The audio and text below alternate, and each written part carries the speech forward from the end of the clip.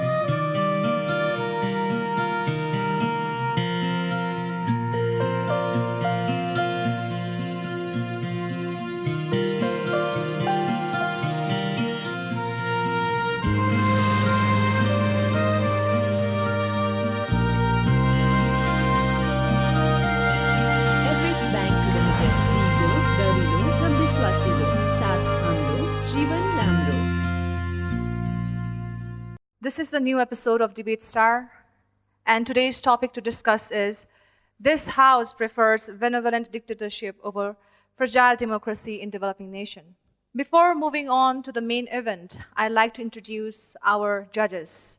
I'd like to introduce our judge, Professor Dr. Surendra Kesi. We also have Nepali actress Sanchita Luitel. We also have President of Hisan, Professor Ramesh Sival. We are very humbled to have you here. Thank you for your time. For the ruling parties, we have Team Saktiman. And for the opposition party, we have Team Three Logos. Each team consists of 3 members. Moving on to the introduction round of the teams, I'd like to start with the ruling party. I am Amisha Raimaji, and I will be the Prime Minister for this debate. I am Pragan Acharya. I'll be speaking as the Deputy Prime Minister. I am Pratyush Kimre, the government whip from the side proposition. I'd like to request the opposition party, Team Three Logos, to introduce themselves. I'm Srijan Paudel, and I'll be the leader of opposition. I'm Savishwa Karel, speaking as the deputy leader. Hello, my name is Ranjan Nepal, and I will be the opposition whip. I'd like to call upon the Prime Minister from the ruling party to give her thoughts on this matter. Panel.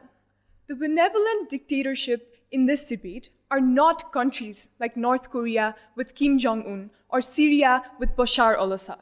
It's countries like China, where we have one individual with centralized power ruling the country. The essential characteristic of these sort of benevolent dictatorship is stability, where we have grounds for economic progress and strong national security. Understand that these dictators are not atrocious dictators. These are benevolent dictators. Dictators that listen to people, that care about the people, and at the very least, cater towards the interest of the people. Because they have the incentive to remain in power, to continue their regime, and to constantly remain in power, because else there will be an uprising, there will be a rebellion that's a massive threat towards them. Fragile democracies, on the other hand, are countries that are haunted with conflict and chaos that leads to large levels of stagnancy that stops the development.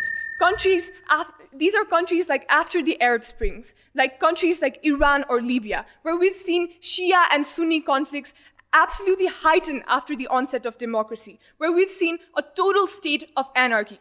It's also countries somewhat like Bangladesh or Venezuela before it went downhill, where we see that the state is massively failing and that the state lacks legitimacy among the people, where people do not believe in the state anymore, where people are absolutely hopeless.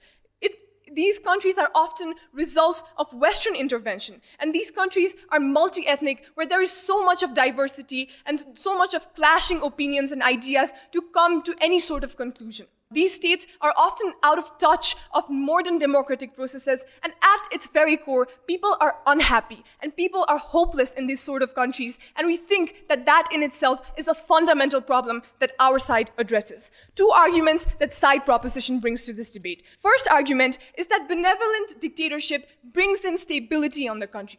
3 things to say under this. First, let's look at what their side looks like. First, it looks like the perpetuation of active corruption, where we see large finances are directed away from the governmental projects and into the pockets of politicians, where we see that even if people vote, this vote is not actualized because politicians are working on self-interest or under the interest of businessmen or corporation. Second, we see the inertia of bureaucracy, where we see things like constitutional delay that happened in Nepal itself, where we see governmental workers have no incentive to cater towards the people.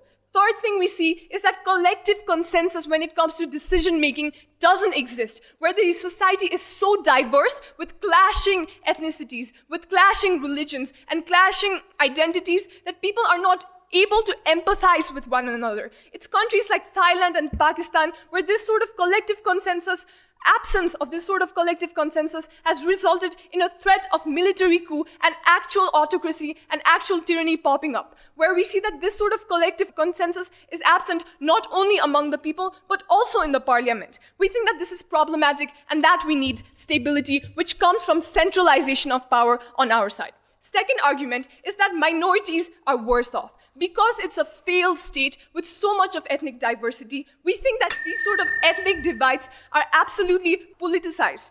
We've seen this happen in countries like Sudan, where 2 rival groups, which were battling in the battleground, then resulted in these 2 rival groups battling in parliament, where we saw that these parties were getting voters on the basis of ethnic superiority, where we saw too much of conflict to bring out any reforms, even in the parliament. At its very worst, we think that whenever these ethnic divides are politicized, we think that rivalry is further perpetuated, where we think that it leads to situations of wars and conflict even furthermore. That is why we saw that the country of Sudan actually divided and seceded into South Sudan. We think that this is exclusive to their side, and it doesn't exist on our side, because when we have a dictator, this dictator constantly brings out this idea of us and unity, and brings out this idea of national rhetorics within the people. We think that this brings out a common ground for people to empathize with one another, for people to relate to one another. And we think that people have the ability to look beyond their religion, look beyond their identity that comes out from ethnicity. We think this is important, and that is why we propose. Thank you, Prime Minister, for your strong views. Now I'd like to call upon the leader from the opposition party. Respected judges, please do not be swayed by the physical outcomes that they bring inside proposition. Because we as humans have rights more than physical benefits or the economic benefits that we bring in their side of the house. We say that it's important for humans to have a right to expression, right to autonomy, right to decide the kind of development they want to see, and right to be involved in the development process in on itself. That kind of process is only possible when we institute the democracy, no matter how weak, right? So notice, even in the fragile democratic state as they want to define as South Sudan and things as such, those countries are illiberal democracies, not the fragile ones. Fragile ones are more characterized by lack of stability in the system. But even if there is a lack of stability, there is a kind of representation that we give in the state, which is never provided in a state of dictatorship. Why is that problematic? Because we are not concerned about the kind of development or the extent of development that they bring, but more about the kind of development people want to see.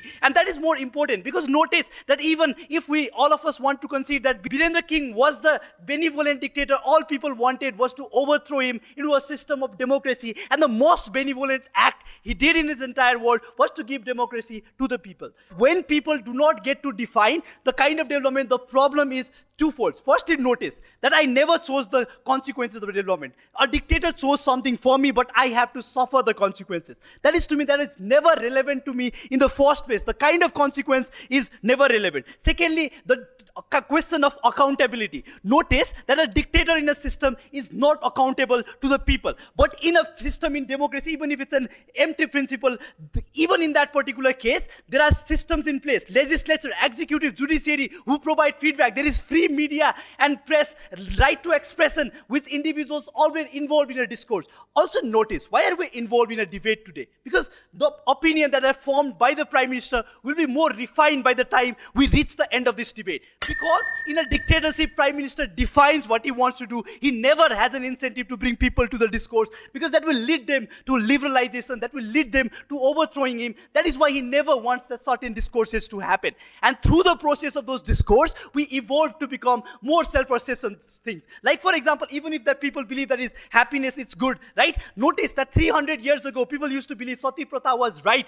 The women used to die with dignity, but only through discourse, feedback, expression and constant criticism from sides that are present, like opposition and things as such, we have been able to achieve a sustainable level of development. We have been able to achieve the evolution in perception. Even if we concede the kind of development they see, we bring about the perceptual change in people, the foundational change, which are most important, because we people are not animals who just require food and clothes to live. We are much more than that. In the capacity that we want to define ourselves at more than our productive labor and the things that we do for this dictator. We want a definition for ourselves. That is why we want weak democracy at least. Thank you very much.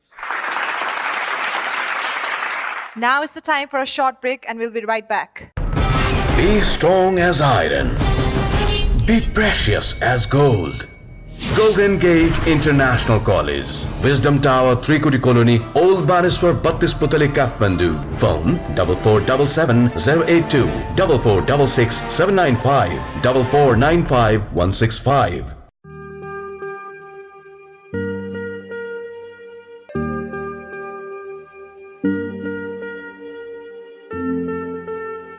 Study in Canada. Start journey with Maple Education. Think Canada. Think Maple, Putali Sadak, Kathmandu. Your call? Thanks, babe. के छ यार तेरो खबर? मेरो त दामी छ यार. युनिभर्सिटी नि बवाल पाइहाले. जब नि दामी छ. अर्निङ नि दामी छ. I'm too satisfied, man. Too satisfied. Admission त सँगै गरियो. बेकारमा class नगएर.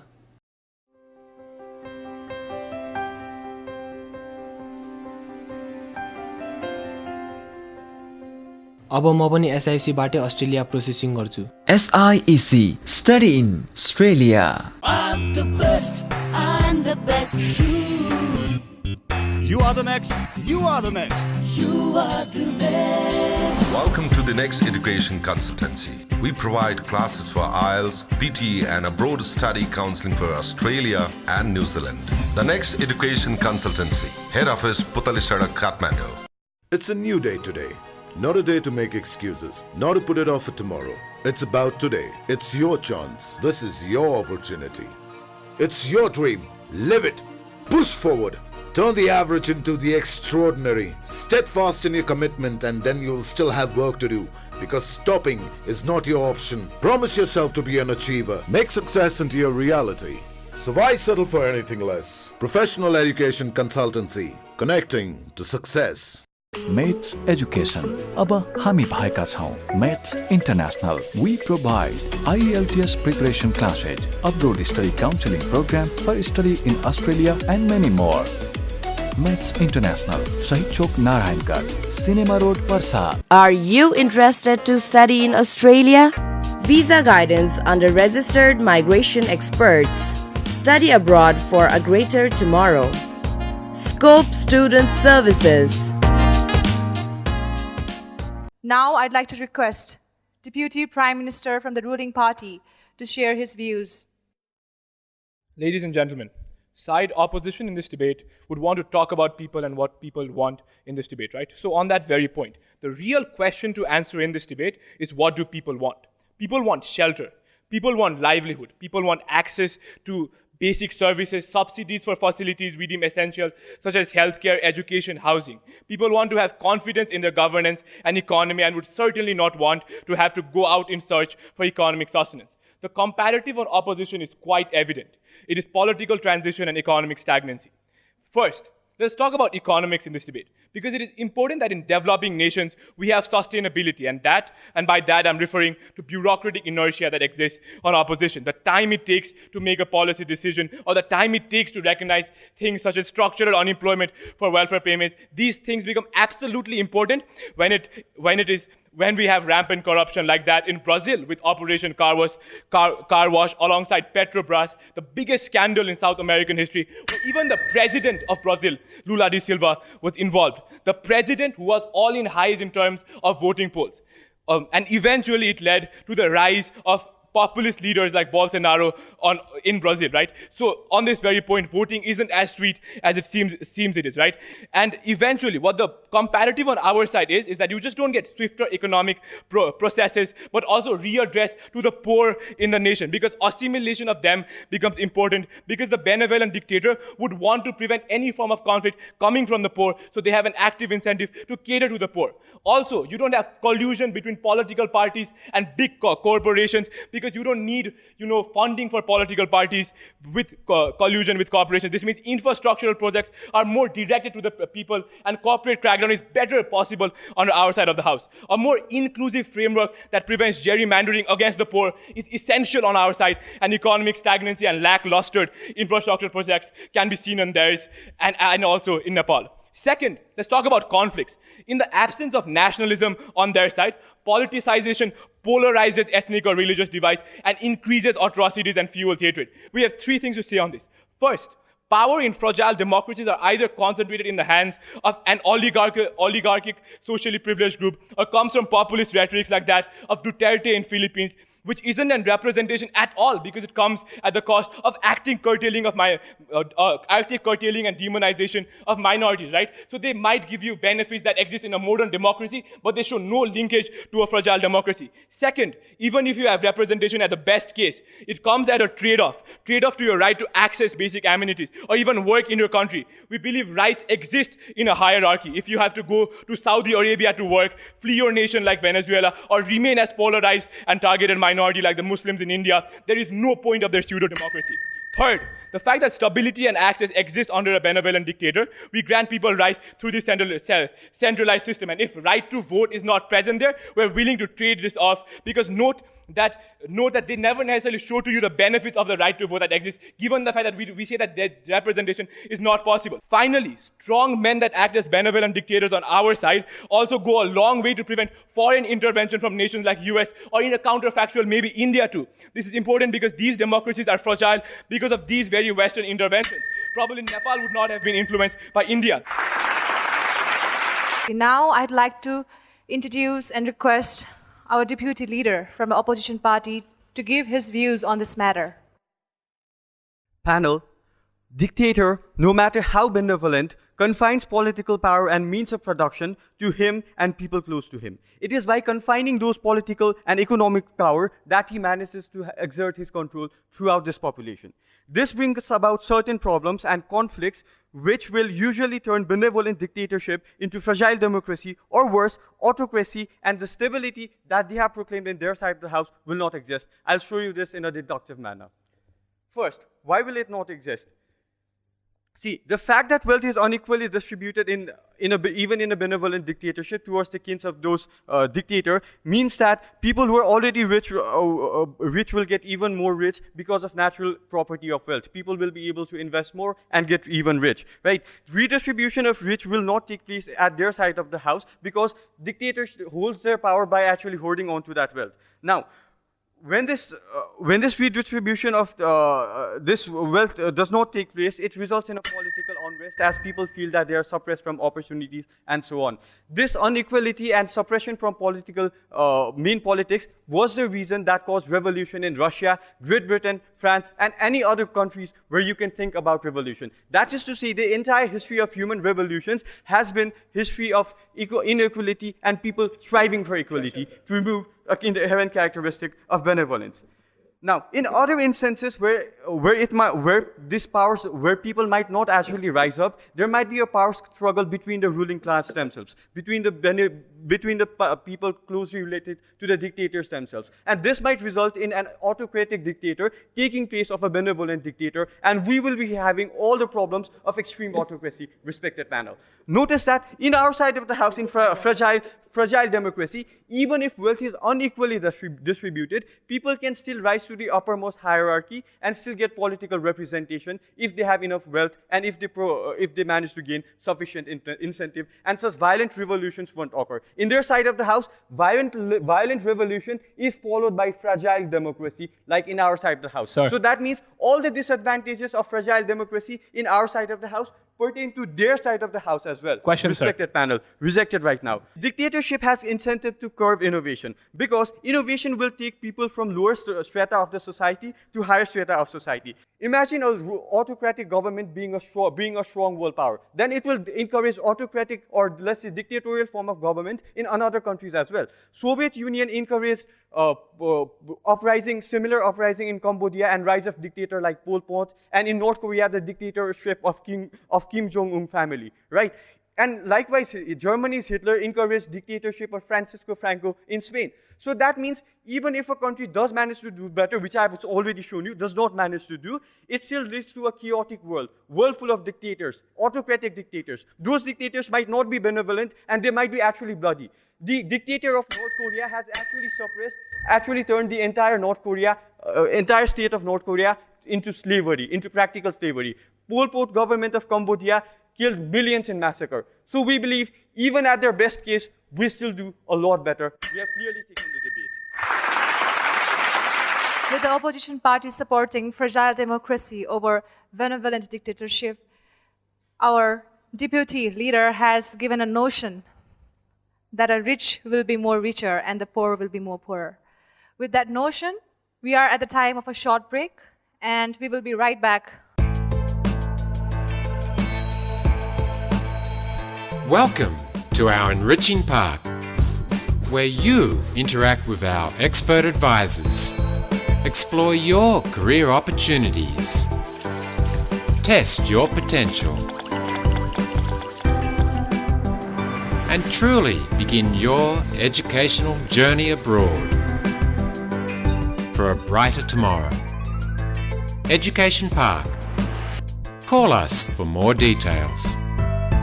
Mercy Education is committed to providing you with the best available pathways for Australia, USA, UK, Canada and New Zealand. Our services includes confidential career counseling from our expert counselors, proper guidance and assistance through every step of the application process, easy way for visa processing, preparing the student for visa interview.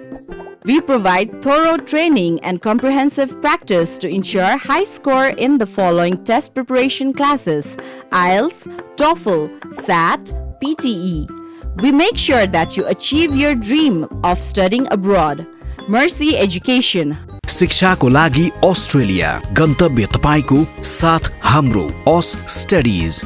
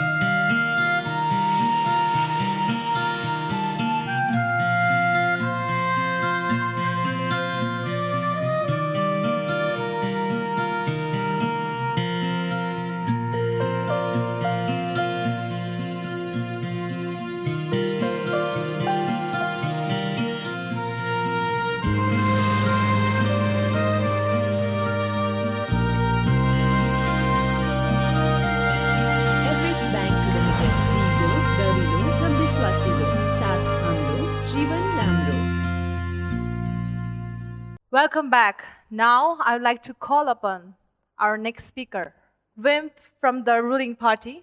I'd like to ask him to come forward and share his views on this matter.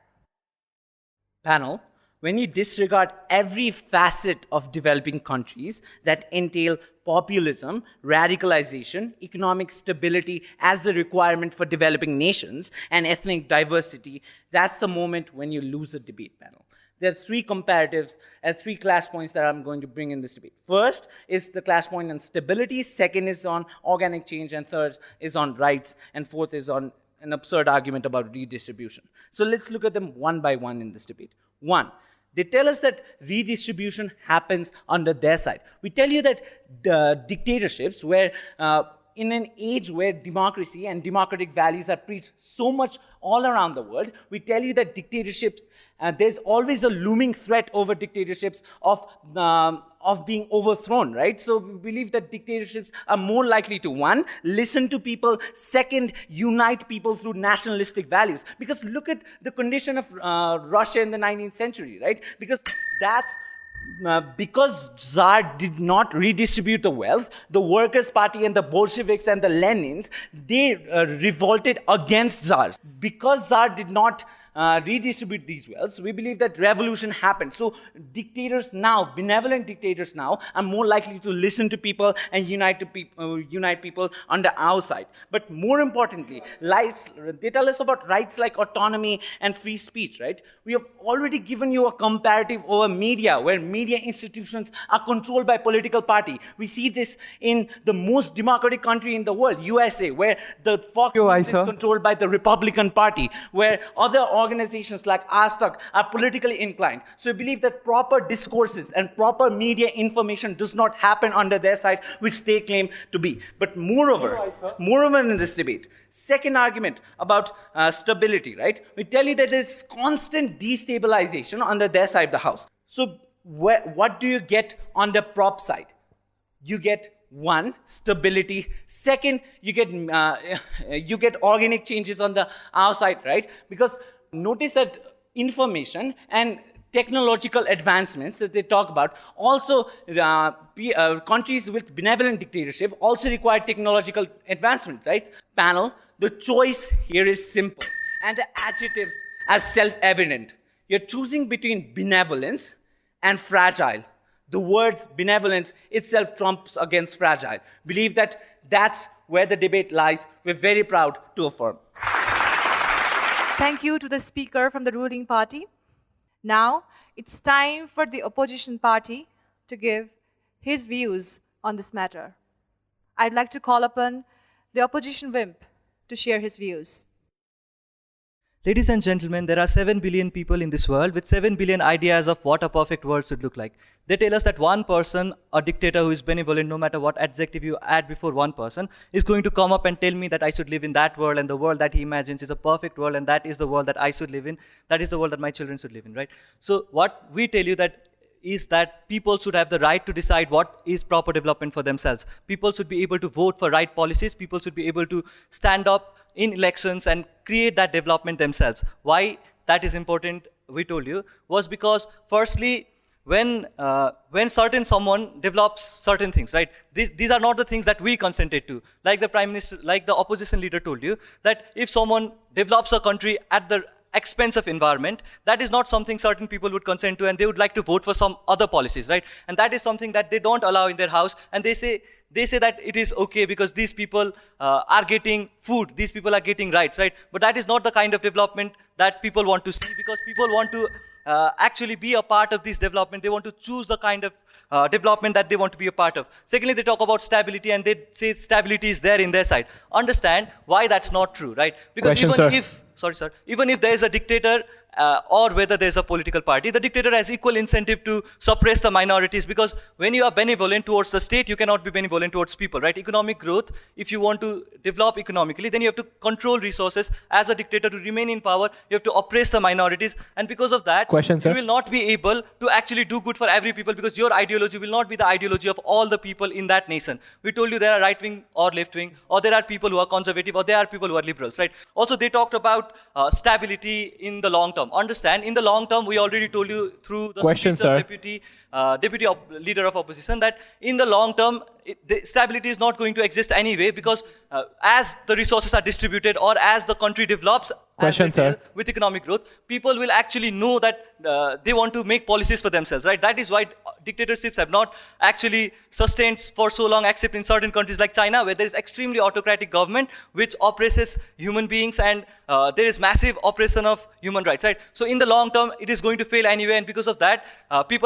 there is going to be massive problems because of that, because in the long term, when that dictator has to leave his throne, then there will be a massive conflict in society. For instance, that is happening in Syria, right? We also, in the deputy leader's speech, we told you the mechanism of power transfer that happens in dictatorship is extremely difficult for certain people. Understand, like in Singapore, when we say Lee Kuan Yew was a benevolent leader, today the leader that is governing that state is Lee Hsien Loong, right? Now that leader is not as benevolent as his father was. So this mechanism of power transfer, which happens from a father to son, is not going to make these people benevolent anymore, right? So the oppressive regimes like in China are going to come there anyway, because these states have incentive to become oppress people to maintain power. But this incentive is also going to transfer to other countries in our side of the house. Thirdly, we also told you why civil societies become better in our side, because in our side people have active incentive to vote, people have active incentive to take part in elections, and because of that people have a responsibility to know more about politics and actively get involved in politics, right? So because of this, people will form civil societies, go to street, demonstrate against wrong things that government do, and because of that, although maybe development will be slow, but that will be development that people want to see, that will be a development that will be stable in long term, and that will be the kind of development that people want to see, right? And also the class difference that he talked about is going to exacerbate under dictator, where elite people are going to become richer, and eventually when the dictator falls, that class difference is going to exacerbate the problems, and people are going to have to struggle more. So we are very proud to oppose. Thank you. Now it's time for a short break. Be strong as iron. Be precious as gold. Golden Gate International College, Wisdom Tower, Trikoti Colony, Old Baneswar, 32 Putali, Kathmandu. Phone 4477 082 4466 795 4495 165.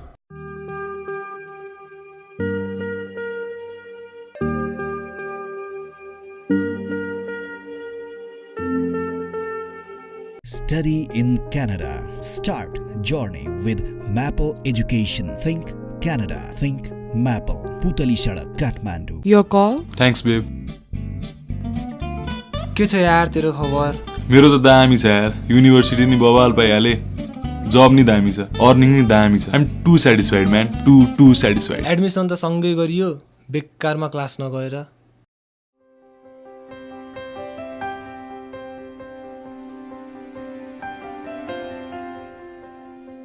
अब म पनि SIC बाटै Australia processing गर्छु. SIEC Study in Australia. I'm the best. I'm the best. You are the next. You are the next. You are the next. Welcome to the Next Education Consultancy.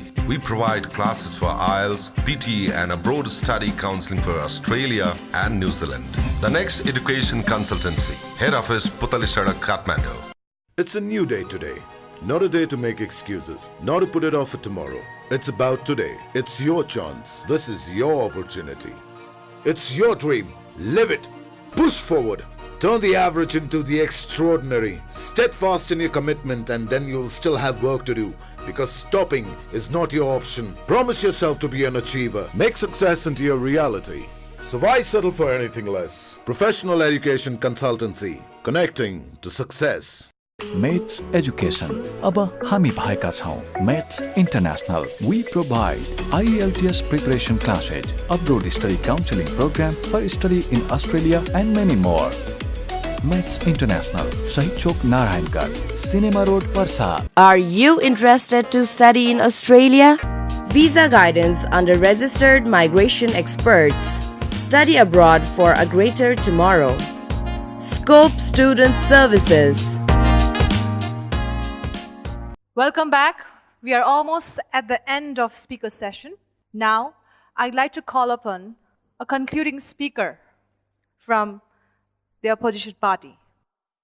Proposition side would like us to believe that violence is when these ethnic divides happen, when these people conflict. But we believe that violence is when an individual is forced to subjugate to the will of another individual. When a dictator defines whether or not you can speak, whether or not you can express, whether or not you come into the table to discourse. We see that their argument about right to vote having to have some consequences is flawed in on itself, because this is a principal right that affirms to human dignity. Irrespective of the consequences that I get, I need the right to vote. Whether or not my leader gets elected is a different question altogether. Whether or not I see the kind of development that I want to is a different question altogether. But me being involved in political discourse is the most important thing in the trial. What we saw, a dictator is someone who centralizes the power as opposed to decentralizing among them. That is to mean, even at the expense of certain people, killing certain people, if you benefit of millions of people, that is not justified, because that individual did not deserve to die. And the dictator, having one particular ideology,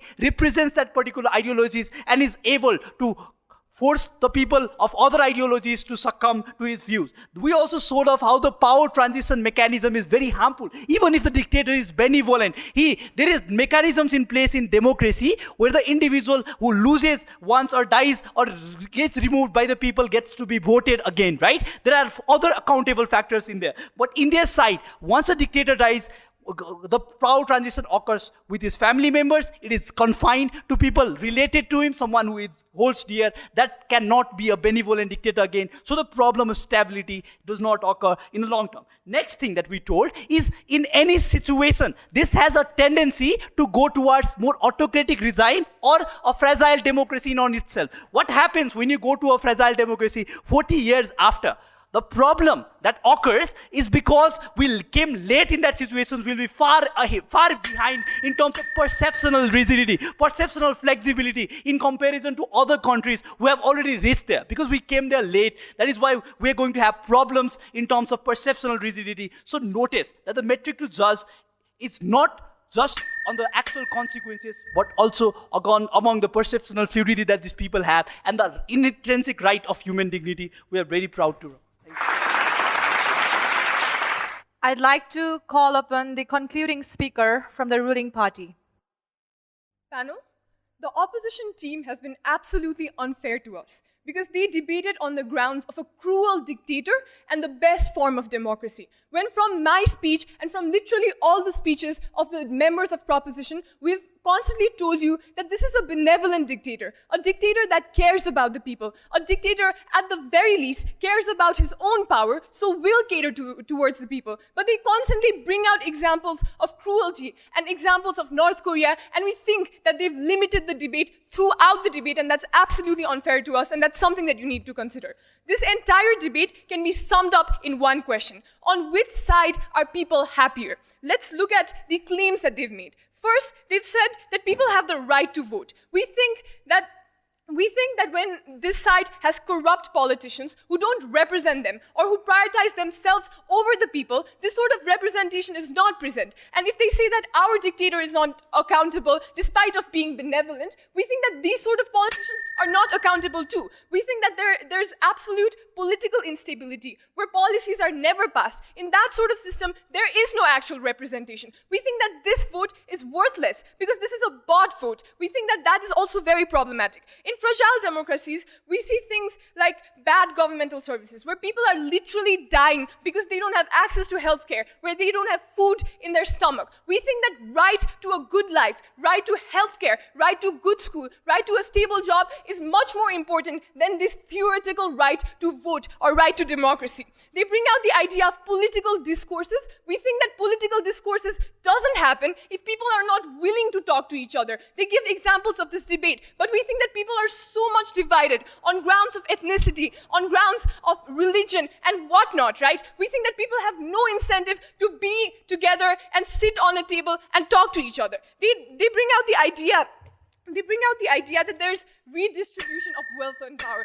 They don't tell us how it happens. It's an absolute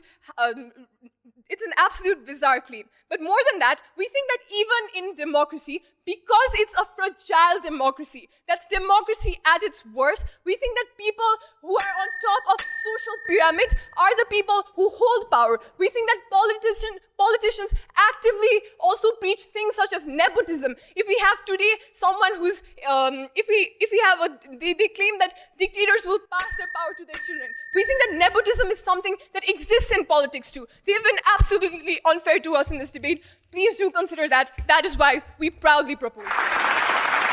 It's a time to hear a precious feedback from our panel of judges.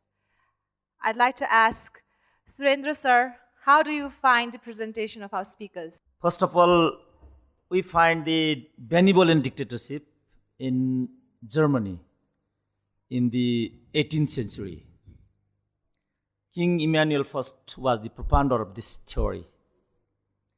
But nobody spelled out this king's name. I don't know why.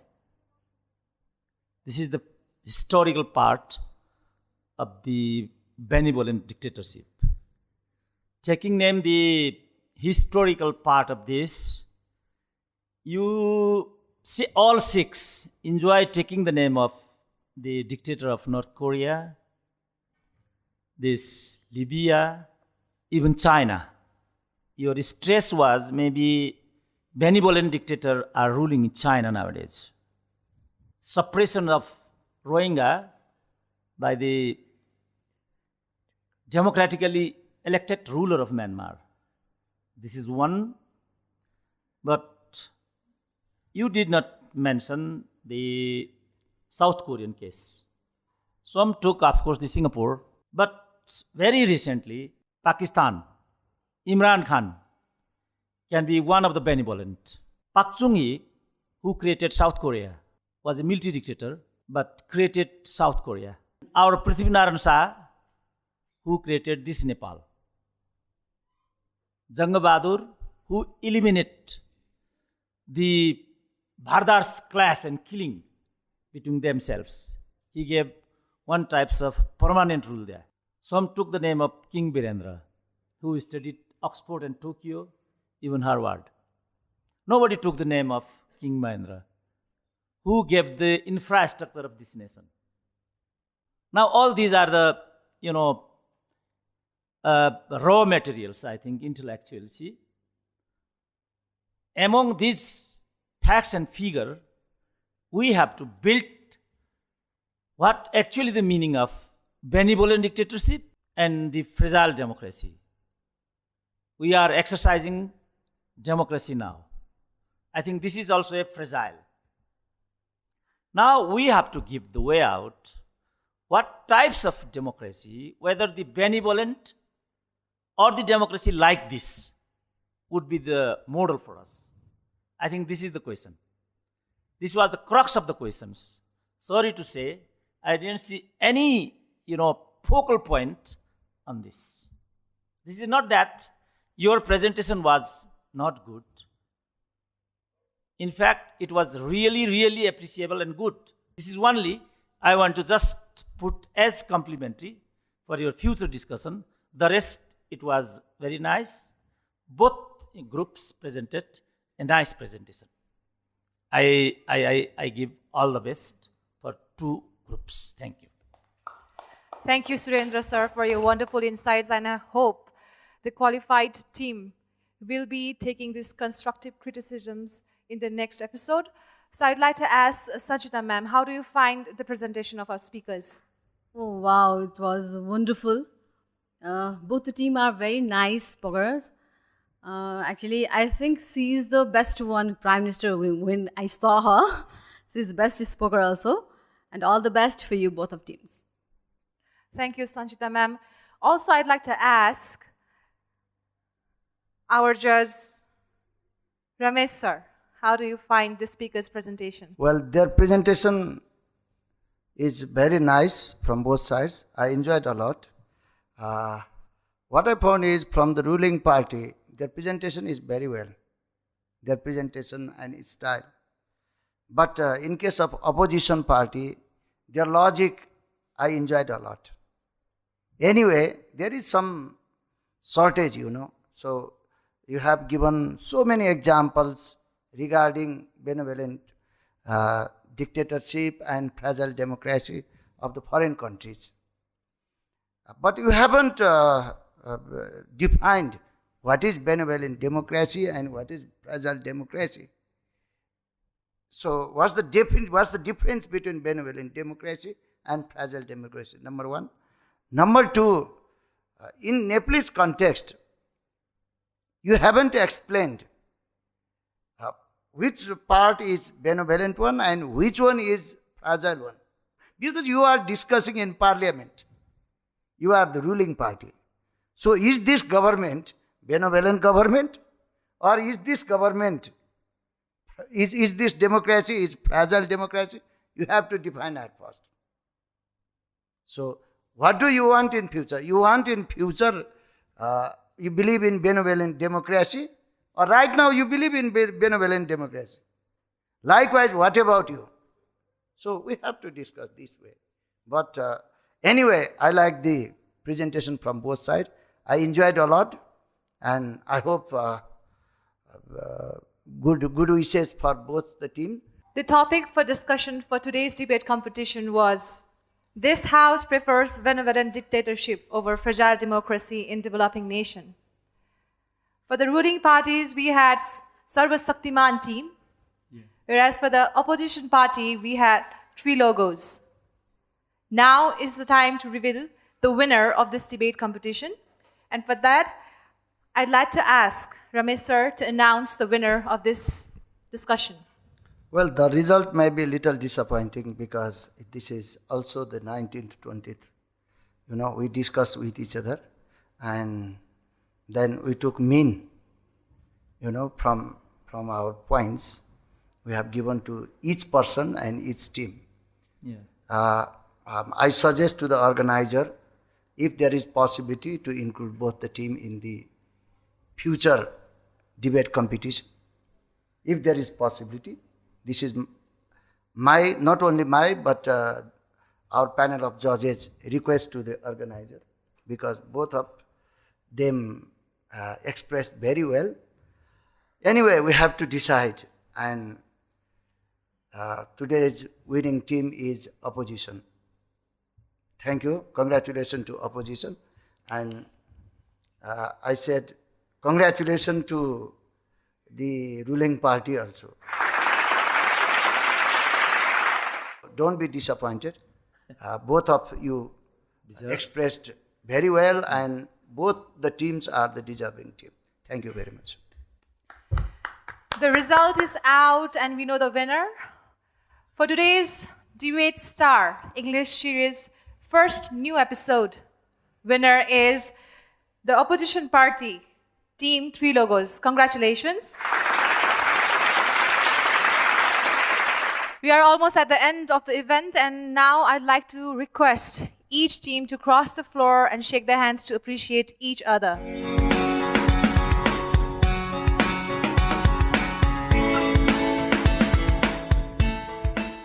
The hunt for the new debate star will go on.